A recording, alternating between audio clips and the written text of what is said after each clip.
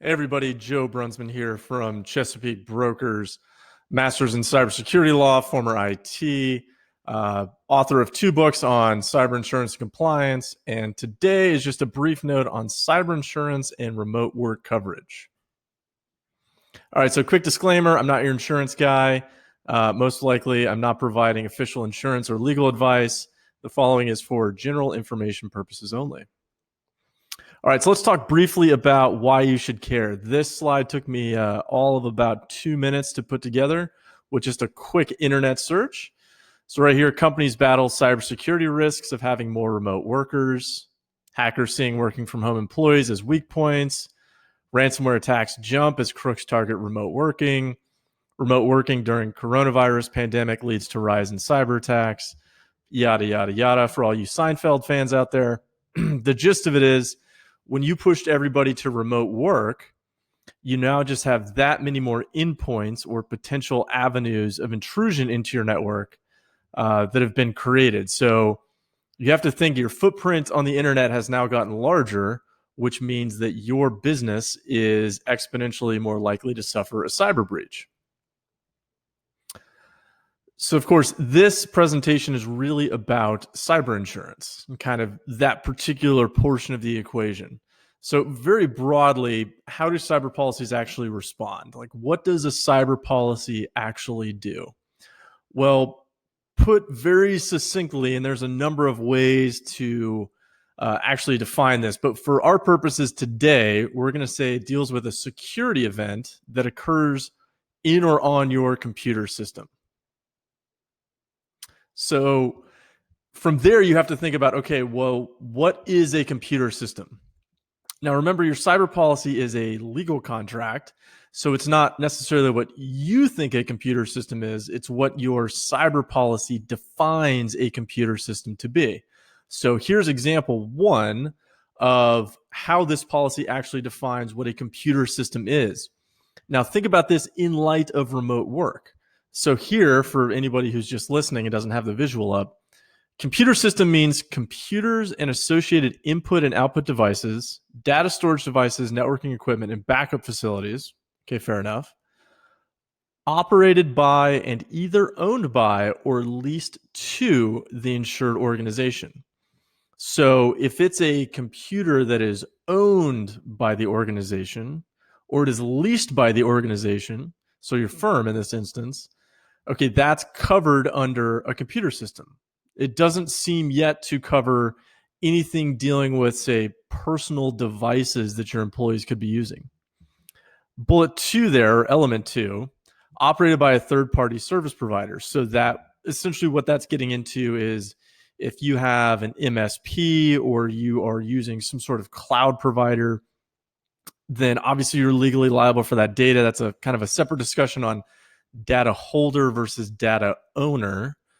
But regardless there, even if you read through element 3, kind of the same idea, dealing with a separate insuring agreement within this policy, the gist of it is you can see inside of this policy, it does not appear to actually cover any personal devices that your staff member could be using. So let's say they're using their personal laptop at home or they're using their personal PC at home. Well, in this particular case, it would be unlikely this policy would actually respond to a data breach or a ransomware event if the initial method of intrusion was actually outside of your, quote, computer system as defined in this policy. So that could be something that you really want to take a look at because that could be slightly more dangerous than you would think. Let's look at example number 2 here. All right, in this one, you got to kind of follow the bouncing ball. So in this is a different cyber policy. An event means a data breach, extortion threat, or security failure for the relevant parts of this policy. So let's see here, data breach means acquisition, blah, blah, blah, blah, blah. All right, no issues there. Extortion threat means a threat from a third party to commit an intentional attack against the insured organization's website or computer system. Now, what's particularly interesting there, and you wouldn't necessarily know this unless you work in this field, but the bold items are actually the defined items inside of this policy. So if you had a question on, okay, what's the insured's organization, there would actually be a definition in the policy for that. Here you can see there's actually no definition of computer system.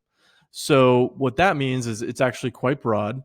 And in this particular case, it very well could mean that you would be afforded coverage here if your organization's computer system was actually breached, even if it came from a remote device. Now, obviously, you don't want to necessarily just take my word for it off the cuff. These policies really are quite long, well over 100 pages. There's exclusions, carve-backs, counter carve-backs, et cetera, that you'd want to take a look at. So you need to look at the totality of the policy and what those definitions are. But at least in this example, it doesn't appear as though the firm would have any issue if a personal device was the entry point for some type of malware or hack of their computer system. All right, so I have to end kind of on a cautionary note here. There are almost 200 different cyber policies on the market now. I've looked at slightly over 100 of them in detail. Every single one of those policies is going to be different. Even, basic terms that you would assume are standardized across the market actually aren't standard. So you really got to dig into that policy yourself. Now, of course, these are very, very complex. So if you need to, if you can't get a hold of us, you may just want to seek out legal counsel to assist you with this. Because the last thing you want to do is make an assumption that could potentially lead you to a breach or some sort of security event where you just don't have insurance and you have to pay for that and guide that process entirely out of pocket. All right, so let's talk about working towards solutions. So we've kind of defined what that problem is. Not every cyber policy will necessarily cover a breach or a security event that originates from a remote or personal device. So you need to be particular about that. What are we supposed to do with this? Okay, so I talked about this before. Check your cyber policy language. Be very, very particular about that. If you don't want to reach out to us, reach out to a attorney who actually specializes in privacy law. Number 2, create/update your mobile device and computer use policy. Well, why do you want to do that? Kind of just as a baseline, you want to make sure that staff members and fellow stakeholders in your organization actually have an understanding or a baseline of what acceptable use is or is not. So are they required to, say, have a password on a personal mobile device? That sounds really simple. It sounds really dumb. You'd be shocked how many people don't have passwords on mobile devices, even in today's day and age. Also, something like, hey, we know that staff members have, say, emails, and that's accessible on a remote personal device. What is that staff member supposed to do? What are we laying down as the rules on if they lose that mobile device? How long is it until they can actually report that loss to us? Who are they supposed to report that to? Do we have sandboxing capabilities where the IT department can just remotely revoke any remote access to that staff member's particular emails? All right, number 3, use VPNs to access corporate servers. This should kind of go without saying, but you really want endpoint to endpoint security, especially as remote workers go further afield into the world. Mandatory 2-factor authentication for both corporate and personal devices. I put a little asterisk there because I am not an employment law attorney. Cyber law gets me excited and pumped up. Employment law puts me to sleep and puts me in a bad mood.